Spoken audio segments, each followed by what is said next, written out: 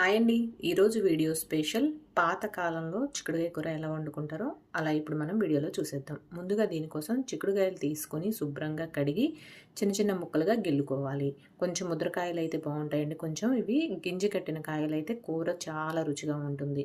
ఇది చూడండి, ఇక్కడ చూపిస్తున్న విధంగా చిన్న చిన్న ముక్కలుగా కట్ చేసుకొని మనం ఏ గిన్నెలో అయితే కూర వండుకుందాం అనుకుంటామో ఆ గిన్నె తీసుకొని అందులో మనం ముక్కలు చేసుకున్నటువంటి ఈ చిక్కుడుగాయ ముక్కలు వేసుకొని ఒక పెద్ద సైజు ఉల్లిపాయ ఒకటి చిన్న ముక్కలుగా కట్ చేసుకొని వేసుకోవాలి. అలాగే 2 పచ్చిమిర్చి కూడా వేసుకోవాలి. కొంచెం కొత్తిమీర, బాగా పండినటువంటి టమాటాలు ఒక పెద్ద సైజు అయితే 2, చిన్నవైతే ఒక 3 వేసుకోవాలి. ఒక రెమ్మ కరివేపాకు కూడా వేసుకొని ఒక 10 వెల్లుల్లి రెమ్మలు కచ్చపచ్చగా దంచుకొని వేసుకోవాలి. ఒక పావు స్పూను పసుపు, తగినంత ఉప్పు, కారం వేసుకోవాలి. పచ్చిమిర్చి వేసుకున్నాం కాబట్టి కారం చూసుకొని వేసుకోవాలి. అలాగే ఒక్క పావు స్పూను జీలకర్ర పొడి వేసుకుంటే కూర మంచి వాసన వస్తుంది, రుచి కూడా చాలా బాగుంటుందండి.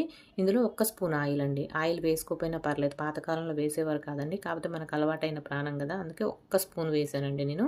ఇప్పుడు ఈ ముక్కలన్నీ బాగా కలిసేలాగా కలుపుకోవాలి. కలుపుకొని ముక్కలన్నీ మునిగే వరకు నీళ్ళు పోసుకోవాలి.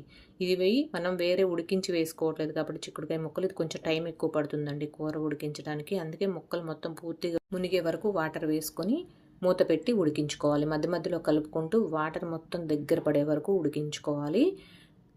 అడుగు పట్టకుండా అప్పుడప్పుడు కలుపుకుంటూ ముక్క గింజ ఉడికిందో లేదో చూసుకొని ఒకసారి వాటర్ అంటూ ఏమీ లేకుండా దగ్గరగా ఉడికే వరకు ఉడికించుకుంటే కూర అంతేనండి, రెడీ. ఎంతో రుచిగా ఉంటుందండి. ఇది వేడి వేడి అన్నంలో నెయ్యి వేసుకొని తింటే సూపర్గా ఉంటుందండి. ఆయిల్ తక్కువగా వేసుకొని చక్కగా ఇలా వండుకుంటే హెల్త్కి కూడా చాలా మంచిదండి. మనకి రుచిలో ఏమి తేడా ఉండదండి. మనం ఆయిల్ వేయకుండా వండుకున్నాం కదా, పోపు వేయలేదు కదా, రుచి తక్కువగా ఉంటుందేమో అనుకోవద్దు.